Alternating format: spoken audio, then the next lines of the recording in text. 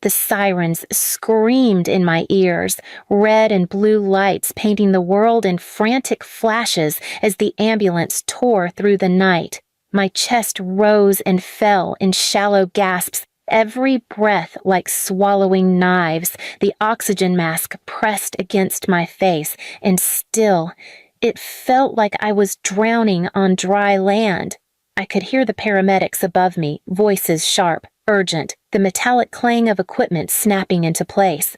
One of them leaned close, his face etched with concentration. "Stay with us, ma'am. Focus on the sound of my voice. Don't let go."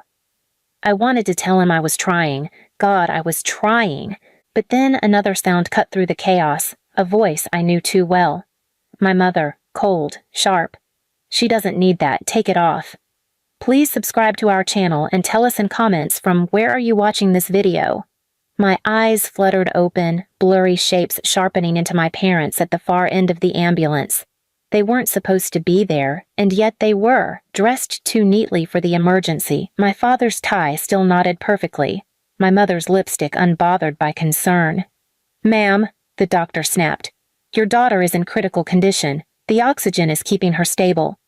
"Stable?" My father scoffed, his voice loud enough to rattle the walls. "You're wasting resources. She's useless. Always has been. Let her go."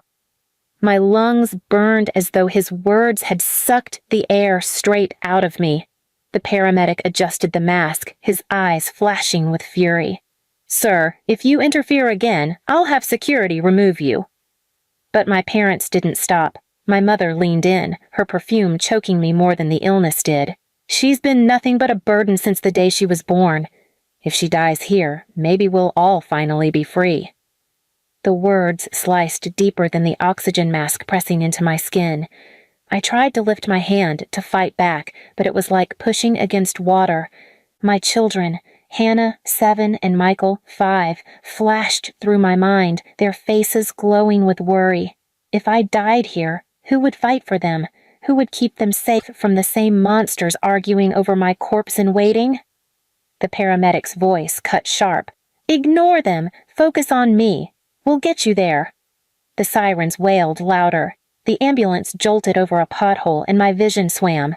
My parents' voices still drilled into me. Mom's shrill laughter, Dad's cruel bark. "She's useless anyway! Let her die and be done with it!" And yet, through the noise, through the pain, something flickered inside me. A spark, a whisper that hissed louder than their cruelty. Not this time. Not like this. I closed my eyes, forcing air into my lungs, forcing life back into veins they wanted empty. If I survived this night, and I would, then my parents were going to learn what useless truly looked like.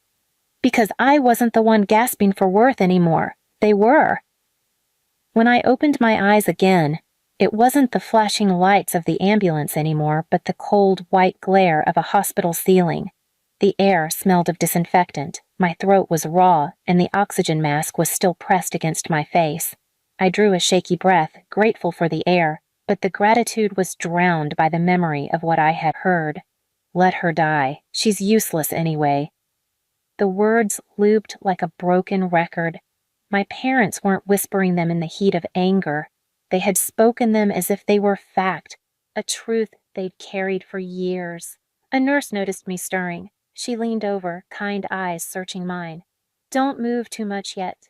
You gave us a scare. You're stable now." Stable. That word felt foreign. I'd been unstable all my life under them. Unstable in love, unstable in safety, unstable in belonging. My parents didn't create stability. They shattered it. I croaked. Where are they?" Her jaw tightened. "Your parents?" I nodded weakly. "They caused such a scene in the ambulance that security had them removed from the ER. They didn't wait to see you admitted. They left." The nurse's tone held no pity for them, only disgust. She patted my shoulder. "They don't deserve you." For a moment, tears stung my eyes. Not because I was heartbroken.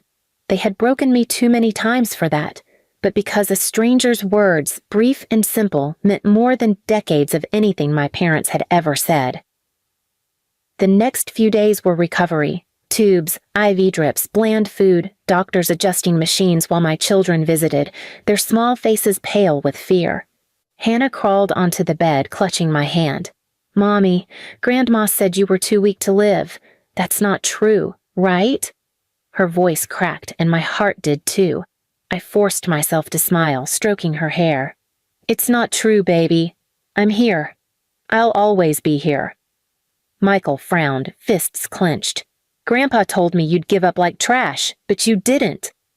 I pulled both of them close, my chest burning with something stronger than pain. Rage. How dare they poison my children's minds the way they'd poisoned mine? How dare they stand in the same room as my kids and try to turn them against me? The doctors wanted me to rest, but rest wasn't an option.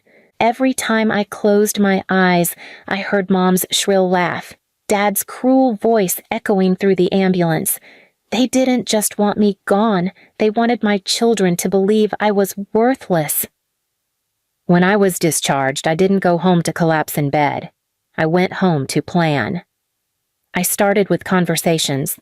Neighbors had heard pieces of the ambulance scene. Rumors spread fast in our small town. People had seen my parents storming out of the ER, shouting about me being a burden.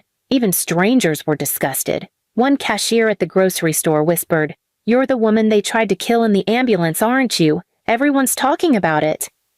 At first, I wanted to shrink away, but then I realized their own arrogance had done the work for me. They couldn't shut their mouths, couldn't hide their disdain, and now the world knew. Still, gossip wasn't enough. They had always relied on reputation, on manipulation, on making themselves the polished couple everyone admired. If I wanted real revenge, I had to take what they valued most and drag it into the dirt. The opportunity came faster than I expected. My parents were hosting a fundraiser gala, for charity, of course, but really, it was a parade for themselves. Invitations had gone out to every business owner, politician, and socialite within 50 miles. Mom had even bragged to Lindsay, my sister, about the designer gown she was going to wear, shimmering proof of her hard-earned success. They thought the night would be theirs. I decided it would be mine. For weeks, I gathered everything: medical records, ambulance reports, statements from the paramedics who'd been there when they demanded the mask be removed. One paramedic, a man named David, had looked me in the eye and said, "If you want me to testify, I'll do it. I've never seen anything like it. Parents begging us to let their daughter suffocate." His words, on paper and signed, became my weapon. And then I went further. I spoke to people they had hurt in the past, extended family they'd cut off, neighbors they'd manipulated, employers they'd lied to. I gathered a quiet army of witnesses, all holding scraps of truth. Alone, they were whispers. Together, they were a roar. The night of the gala, I didn't sneak in. I walked in through the front door, Hannah and Michael at my side, heads held high. Gasps followed me, eyes widened, murmurs spread. My parents froze when they saw me, their perfect smiles cracking. I looked around at the glittering crowd, the chandeliers, the polished marble floors. This was their kingdom, and tonight I would burn it down without a single flame. The chandeliers glimmered above as I stepped into the gala, their light bouncing off polished marble and glittering gowns. Laughter swirled with the clinking of glasses, the room thick with perfume and false charm. My parents were at the center of it all, Mom in a silver gown that sparkled like she was royalty, Dad in his sharp tuxedo shaking hands with men twice as smug as him, Lindsay glued to their side like a prized jewel. The moment they saw me, their smiles faltered. Mom's hand froze mid-wave, Dad's jaw tightened. Lindsay hissed, "What is she doing here?" I didn't flinch. I walked through the crowd with Hannah and Michael at my side.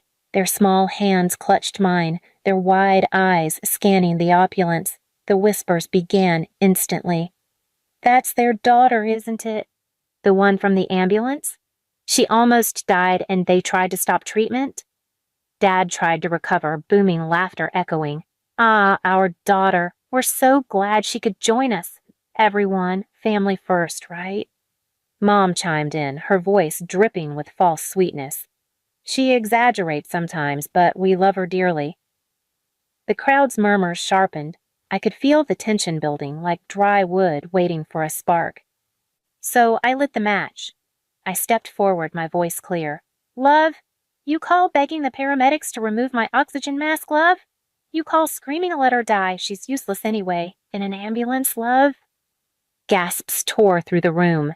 Eyes turned, conversations halted. My parents went pale. Dad barked, she's lying, don't listen to her. But I pulled out the folder I had prepared. Not lying, documented. I handed the first sheet to the nearest guest, a signed statement from the paramedic, David. The man who saved my life wrote this. He heard every word, and so did half the ER staff when you stormed in shouting that I was a waste of air. The crowd shifted, shock curdling into disgust. People pulled back from my parents, their fake charm evaporating under the weight of truth. Mom stammered, clutching her pearls. We were upset. We didn't mean... Hannah's small voice cut through the room like a blade. Grandma said Mommy was weak and should just die. Grandpa said she's trash. Silence, heavy, unforgiving. Every pair of eyes landed on my parents then, not with admiration, but with revulsion. Lindsay looked like she wanted to sink into the floor, her perfect family image crumbling in real time. I took a deep breath and delivered the final strike. You built this entire life on reputation, on people believing you were good, generous, admirable. But this is who you really are, people who would rather bury their daughter than face the truth. You wanted me gone? Congratulations. Tonight, you're the ones who disappear. The room erupted, not with applause, but with condemnation. Guests whispered, some openly jeering, others shaking their heads. A businessman set down his glass with a thud. I can't work with people like you. A woman hissed, monsters. My parents stood frozen in the center of the storm, their faces drained, their empire of pride collapsing with every whispered word. I didn't stay to watch them drown. I took Hannah and Michael's hands and walked out into the night air. The cold breeze kissed my face, cleaner than the recycled lies of that ballroom. They had tried to suffocate me in an ambulance. Tonight, I made sure they suffocated in the one thing they couldn't escape, truth. And this time, I breathed freely. Please subscribe to our channel and tell us in comments from where are you watching this video.